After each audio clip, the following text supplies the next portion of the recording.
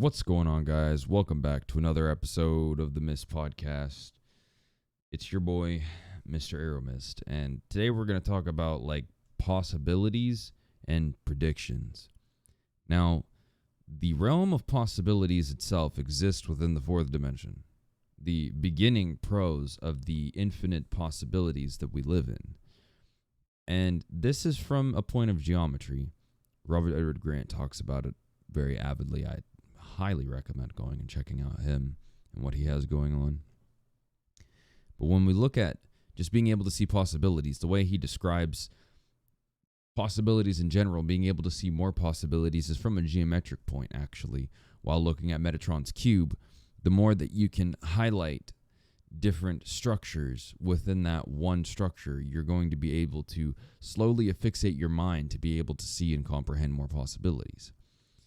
And everything in existence, down to predictions and into possibilities, is that everything that you could conceive as possible is possible simply because you can think it alone.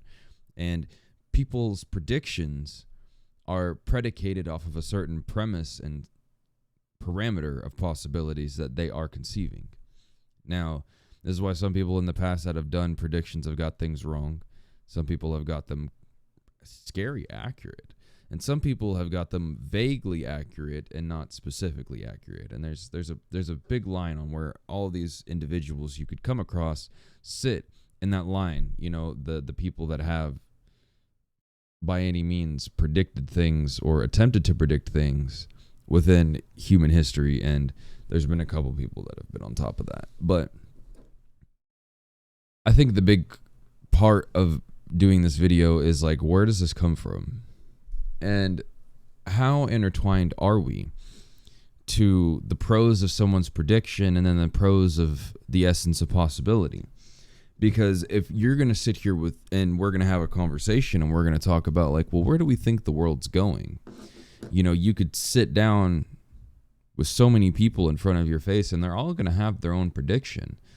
And everyone's parameters is underneath the knowledge they have that dictates the prediction they're going to give you.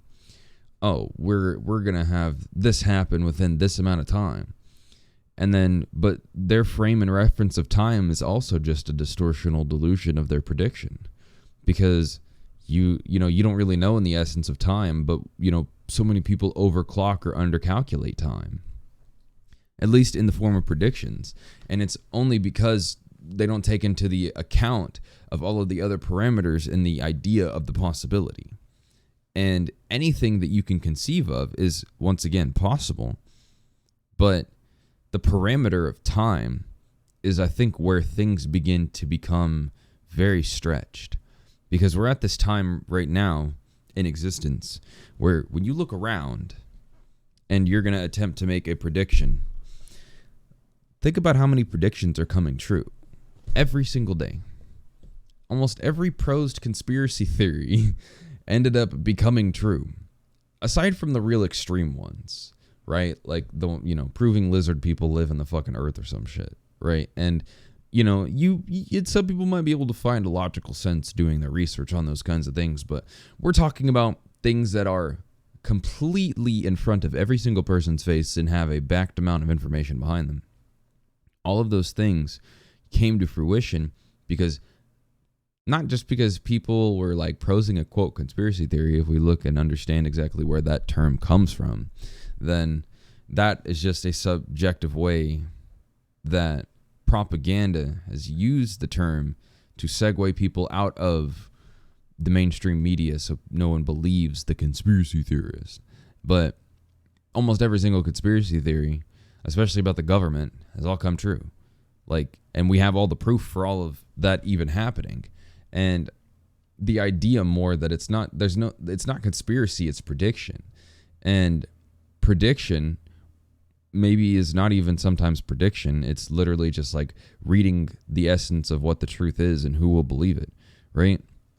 Because if I sit here and I tell you that, we have less than 20 years until we hit the singularity, maybe even less than 10 years. Some people are going to look at me most people are going to look at me like I'm crazy. But I'm do you then understand the essence and value of what happens with time?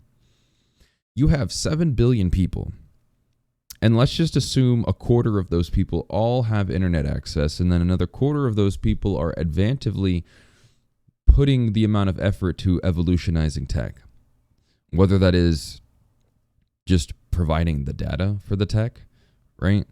Because we obviously know that there's not every single person right now is being tracked and traced, because not every single person on the planet is on the internet. So those do come dilutional over time. But just thinking about how many moving parts, because if you're doing something in any world, someone else is doing another part of what you're doing, but maybe in a different way. And you could have 500 people trying to solve the same problem and solve it differently. And everyone's building on top of each other in different ways. And I just failed to sit here and acknowledge the idea that time is going to take so much time, when realistically, look in front of you and ask as if it's already here. Everything that we could conceive of is already in front of your face. The only thing missing is some of the catching up to do. And the catching up to do is not something that's going to take 20 years. We have artificial intelligence. We're having robots that can accelerate the put together of you creating something. We have 3D printers. You could 3D print something out like this. There's so many ways that you can make the practicality of manifesting or bringing something into the physical world, and then also helping accelerate where we're already currently at. And I just don't buy into an idea that we have more time than what people predicate. And how is that even a thing? It's because other people live in the echo chambers they live in that build the ideology of how they perceive, well, it's only inevitable before this and this happens. And it's just, when we stop sitting here and thinking that the parameter is that something does not or cannot happen, is facadical. Because idealistically, anything can happen. In possibilities, anything is real. If anything, everything is real at the same time. Because everything you can think of is that, it's probably already been done. It's already been created. Maybe it's not something that's taken over a whole society, but there could be a group of 30 people on this planet somewhere that are using exactly what you think is not even real yet, but somebody's using it behind closed doors and you would never fucking know. But maybe the reason you pulled that possibility out was actually you just reading into the collective consciousness, and now here's this realm of possibility that you pulled out for a reason, and it was because you could conceptualize that it did or already might have existed. And I don't want to speak too much on the predication of people's predictions and who has predicted what and other kinds of things, because all of that is just we live in a constant evolving world, and some people have vague ideas correct, some people didn't, whatever. But I think it's just important to understand when we look at the idea of parameters and we look at just, in any case, possibilities and what all is possible. Once again, everything is. That means that the idea somebody has for what's going to happen in 100 years, well, it's just the only thing you're not taking into account is a specific parameter that lines that in on when it's actually going to happen. Did you take into account actual time dilation? Look at how fast AI progresses and has progressed, and then look at how quickly blockchain technology progresses. And then if you're telling me that these things, that all they need is to get out of their infancy stage to start seeing excruciating jumps in their existence, which then also become predicatable to changing our existence as people in ways that the credit card did. What the credit card system itself did in its span of time is going to be a fraction, and I mean a small fraction of time for all these other things to go from 0 to 100, right? And that's just understanding that if all these other people have already been moving for all these other things to progress in the past 20 to 50 years, then tell me and sit here in front of me and tell me exactly how we can't account for time being dilated down way more than what we thought, because it's all already here. And just think about it like this: how many years until there's a Gen 3 or Gen 4 Neuralink, and it's a natural based chip that nobody has to get deeply implanted and rooted into their skull, but it's almost just like an electromagnetic consistency device that you can kind of taper in, or even put up to your cyborg phone that you keep in your pocket, and it's reading the electrodes, or Did you kind of see where this is going? And what I mean by is that, like, if something is there, then someone that's created something has already taken into account on how far it's going to go and where it's going. It's just like you haven't, and you have yet to see the results of some people's constant motion and movement, because they're still in motion and they're still in movement. But then once all of these things come out, and they might come out at a concrete same time over and over and over and over in very rapid succession, then we are at the mercy of anything happening right now. Anything can happen. And then if you take that out from like the general overall, like hitting the singularity and things with AI and all that other kind of stuff, then just take a look at like existence and experience in general. It's like we live in a scoped version of reality. And by scoped, meaning your perception is the scope of your reality. And unless you understand how to zoom out, then you're not able to see more parameters underneath the idea of possibility. And with more expansion of consciousness comes being able to see more possibilities, and the less that you can observing has a very hard part of creating and reading at the same time, because you could be observing but then creating but also reading upon a creation, and it's this triangular loop essentially. On which side do you end up going? Because just by observing alone, you're already creating the opportunity of being able to perceive whatever it is. And then your translation of that is then upon your creation to your reading. And your rearticulation is technically a form of creation, because your information has to be transformed for you to regurgitate it. So living in this point where if you're going to think about possibilities, you have to come out of the human brain and into the conscious brain, because the consciousness, essentially reading into consciousness and being conscious about what you're reading, is also reading into the field. Some people call it the Akashic records. But more than anything, it's just this ingrained place of information that, if not read in its purest form, will not be read at all. And you will always be perceiving a diluted form of possibility. And I think this is a big part of where, like, there's all these secular opinions about what's going to happen, instead of sitting here and really putting it together like, okay, we know what's going to happen, and maybe the only parameter left is when, right? Because technically everything is going to happen. Everything. Why? Because of the central point of conscious intelligence that is the higher field. I say the higher field, the higher dimensional consciousness that you are already collectively intertwined with in this lower density. And the only reason why you have individualism is because of the breakdown into this form that you accumulate to. But after you are no longer formed, then you are still in the mercy of trailing within higher densities. Now, some people get stuck in the realm of possibilities where there is no concreteness, because possibility can have a sense of uncertainness unless you take possibility into the light of experience. And that is meaning taking your possibility up to transform into higher dimensional states. And so it's almost like reading from the highest dimensional scope point of, like, I'm all the way at the top, and whenever I'm looking down all the way at that fourth, I have to pull it through in its purest form and then dilute it right back down. Because if I'm not doing that as a motion, then I'm going from 4 down to 3, and you're having this concrete perspective that is so diluted by not having a re-reference of solidification of its purity, that you're going to sit in this point where the possibilities you perceive are once again diluted.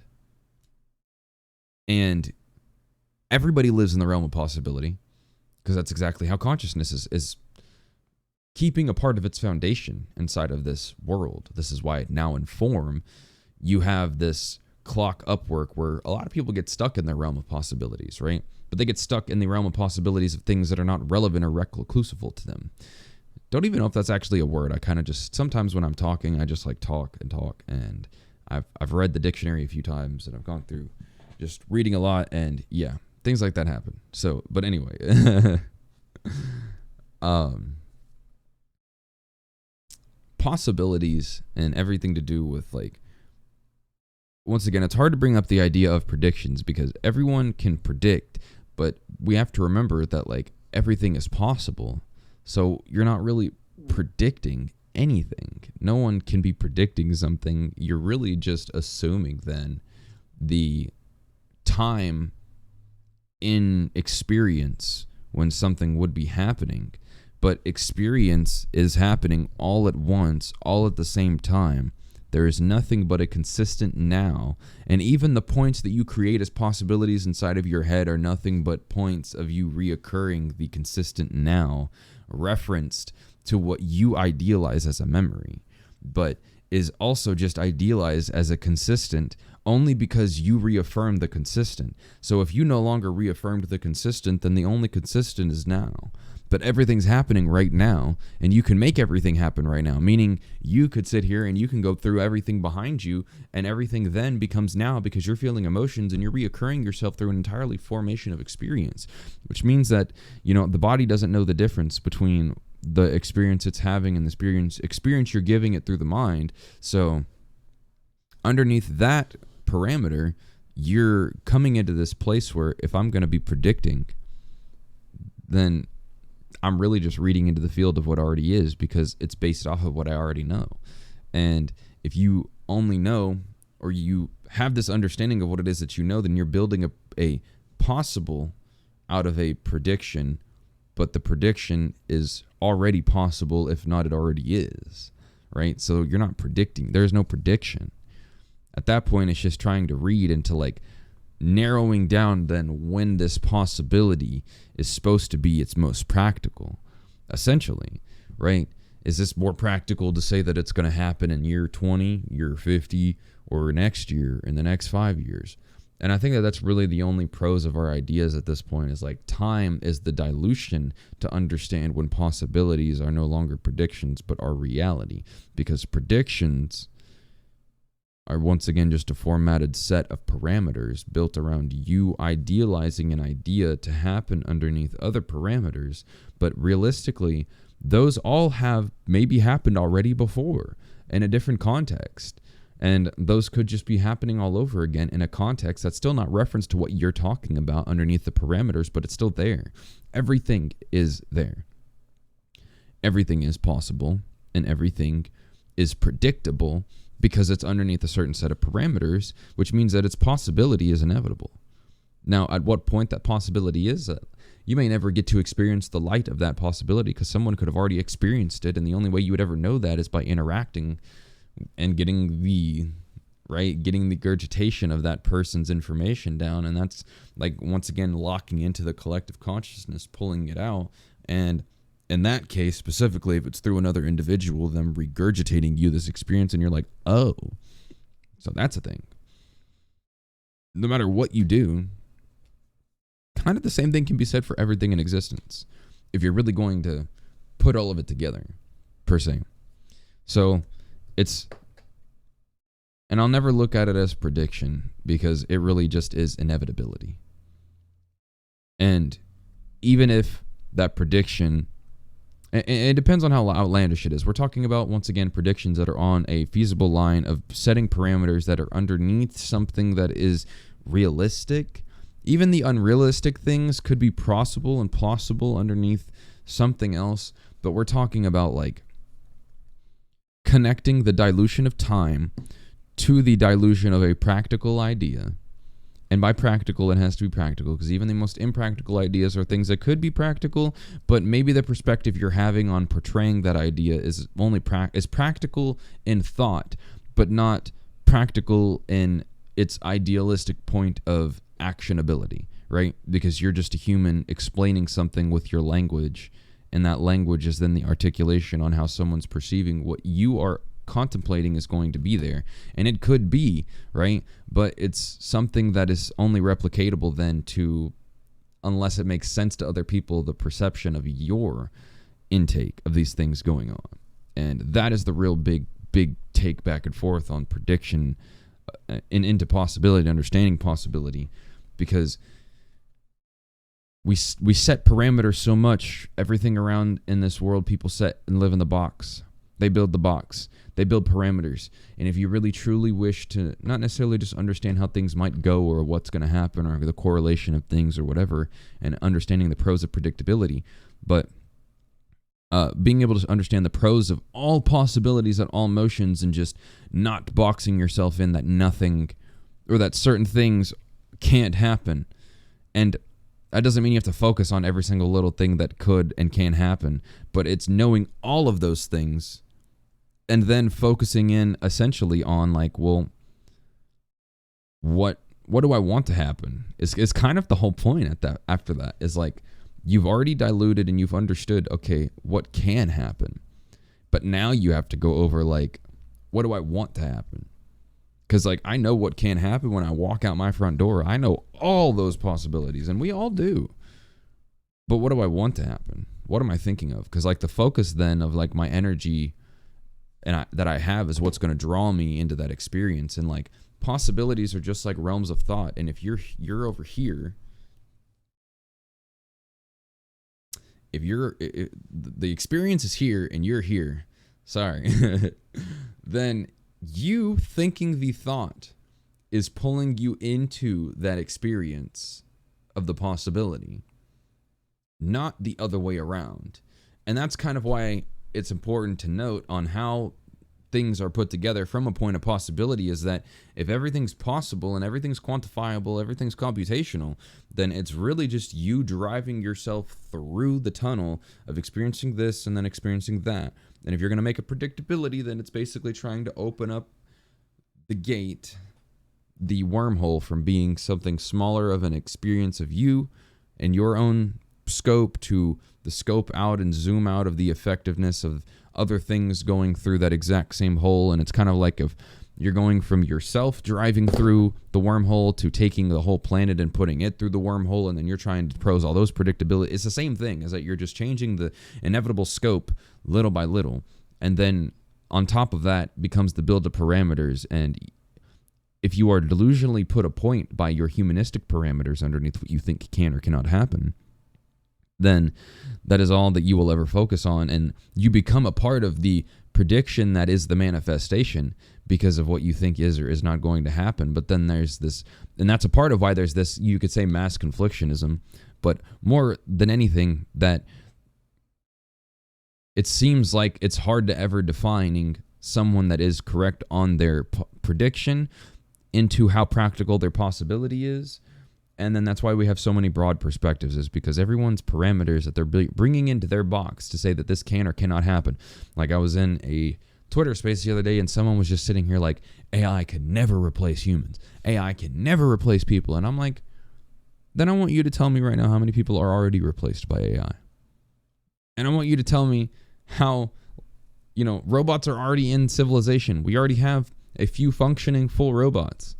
And then if they put ChatGPT and AI into those, then I want you to tell me like how replaceable people become, because it's already here. I got a buddy that works at Amazon, and his job over the past 12 months has gone from, a lot of hands-on work to a robot replacing him, and all he does is check it. And eventually that robot is going to have so much seamless work to it that it no longer needs him to just check that machine, and his job can be diluted down to somebody that checks 50 machines all on a screen, and there might be one that person has to go check out and fix or whatever every so often. But eventually, yes, like everybody will be replaced by AI. I mean, to be fair, like, we could say that it's a part of like software as well, and like, unless you're going to do hardware or software, you're replaceable. But it's like, I don't know. Sounds like robots at some point can also build themselves if you give them the algorithm and the parameters to do it. It just everything's possible now because all the information's there, all the algorithms are there, all of there's other intelligences that are sitting with us right now. And like, yes, they may not be at this most leveled practical point, but it's like, you just think about how it evolves. Think about how information evolves. We're just giving them more information. All the prompting we're doing is just teaching these robots more and more. And someone could probably say, well, they're not learning. The company that puts it out is learning and keeping your data. That's just every company's doing that because that's a part of their business model. So tell me again how ChatGPT is not going to be able to transform into this immaculate thing. And we thought it's immaculate now, but I'm talking like every language model, how they're not going to be able to transform into something that is extremely scary whenever all of this information is just constantly being fed through them. They're inputting outputs, and they have so many millions of users. These companies are obviously keeping the data because they know that data points are the most important reason why their business model is profitable and why they're going to be able to continue to progress what they're already doing and building a larger language model that does more things with better parameters. And it just keeps tumbling over and goes down the hole deeper and deeper and deeper. And so there's no way out of that hole. And by no way out of that hole, meaning that like we can't sit here and say that it's not inevitable, but somebody that I've come across in their scoped line of view, even getting a couple things that are like, I didn't even say them in that space, but somebody else did, like putting out and letting them know like what they're afraid of or what they say can't happen already exists. And some people do that all the time where they're saying that this thing doesn't exist or it's only so long until it does exist, but everything already exists right now. Maybe some of it is just in infant forms and it's waiting to go from 5 to 100, but like it's there and it's already happening. It's happened. Computers have replaced other people's jobs in the past. People didn't think computers were going to do that, but then that opened up more jobs. But you see where this goes. So anyway, this has been my trailed talk over possibilities and predictions and understanding them overall, because I feel like this is important. We're beings that live in a fourth dimensional wall anyway because of the realm of possibilities and people's perception of those possibilities, et cetera, et cetera. So now it's really just tying in some of the other imports around that to say, okay,